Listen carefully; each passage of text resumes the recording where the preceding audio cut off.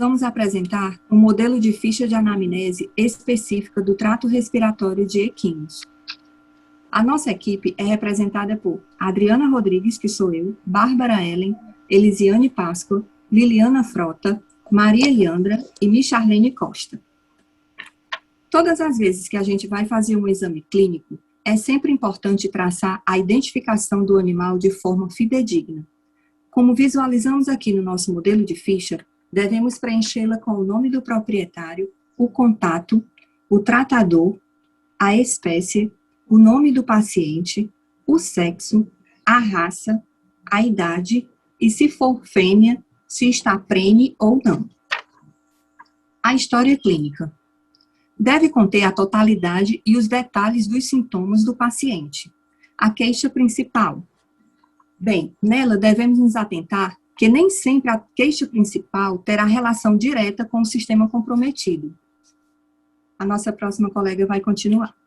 Olá, pessoal. Meu nome é Leandra e eu vou falar da anamnese propriamente dita. Esse animal está hidratado? Se não, qual o nível de desidratação desse animal? É leve? É moderado? É grave? Deve ser aferido a temperatura corporal e preenchido. A frequência respiratória, tá? Quantos movimentos respiratórios por minuto? E a frequência cardíaca? Quantos batimentos por minuto? O tempo de preenchimento capilar que deve ser realizado.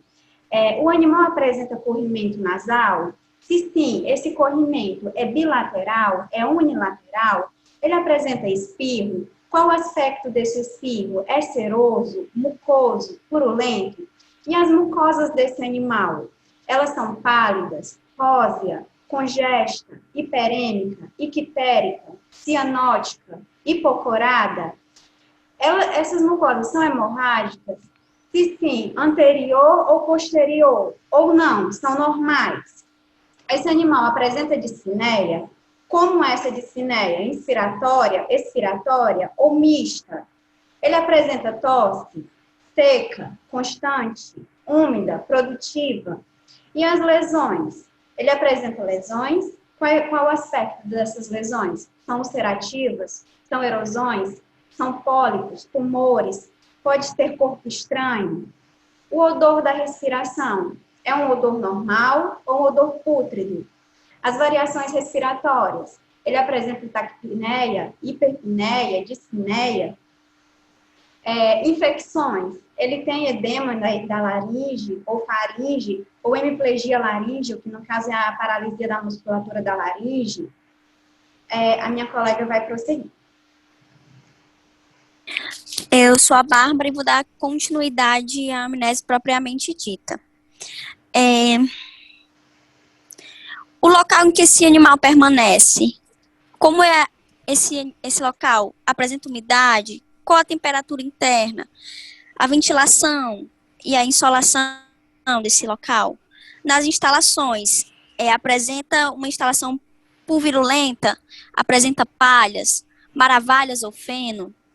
O animal se exercita e apresenta alguma fadiga durante o exercício? Se sim, como essa fadiga se apresenta? Em taquipneia, bradipneia ou apneia? O animal é obeso? Em repouso prolongado, se tem notado sangramento da narina, algum tipo de espuma, em grande quantidade? E a alimentação desse animal? É um pasto nativo, um nativo melhorado, feno, silagem, concentrado ou outros? Quais? Que tipo de cama é usada? Se observou algum episódio de cansaço no animal? Quando? Se apresenta secreção nasal? A época em que ocorreu? Parou e depois voltou? Se o animal apresenta febre? Se tem muitos dias em que começou? E a temperatura? Você afere a temperatura do animal? Qual horário? Quando o animal chega no pasto?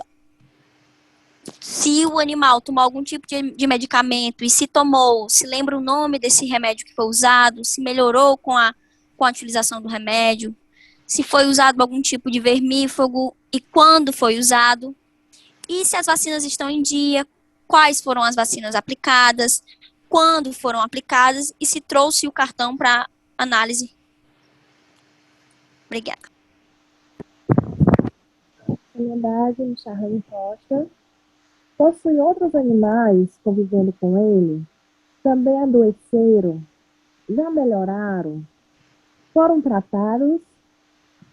Qual medicamento foi usado? Você trouxe animais de fora para cobrir? Quando chegaram, eles também adoeceram? O animal participou de alguma exposição? Quais animais também participaram? Algum adoeceu? Este animal aqui teve contato com outros que chegaram?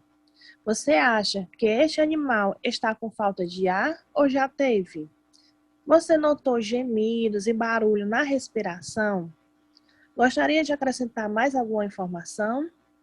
E demais observações, que no caso são os pontos importantes observados pelo médico veterinário. Pronto, eu sou a Elisiane, vou falar um pouquinho sobre o exame físico e alguns exames auxiliares. No exame físico, a gente vai avaliar os ruídos, se são patológicos ou adventícios, se tem crepitação grossa ou estertor úmido, ou se é uma crepitação fina ou estertor crepitante. A inspiração, ela está sendo interrompida ou tem um murmúrio vesicular interrompido, tem sibilo, tem ronco, tem roce pleural, tem sopro, ronco ou ruído cardiopleural, tem sopro ou ruído cardiopulmonar, tem broncofonia, ou tem algum ruído acessório que perturba a auscultação, a gente vai relatar aqui. Vai avaliar se esse animal tem febre. Na percussão do tórax, a gente vai avaliar se o som está normal, se o som está submaciço ou maciço. Na auscultação, está normal, ou é uma auscultação patológica, ou traqueobrônquica, ou broncobronquiolar. Passando para os exames auxiliares, a gente pode solicitar alguns exames para ajudar no fechamento do diagnóstico e a gente vai marcar aqui quais foram os exames que a gente solicitou. Hemograma ou leucograma, um parasitológico de fezes, uma sorologia de anticorpos. Já passando para os exames radiográficos, a gente solicitou uma radiografia de tórax ou de seios paranasais, ou solicitou uma ultrassonografia torácica, ou endoscopia, ou uma biópsia pulmonar. Meu nome é Liliana e vou falar sobre toracocitese. A toracocitese é um procedimento pelo qual se realiza através da punção do tórax, com o objetivo de drenagem desse líquido.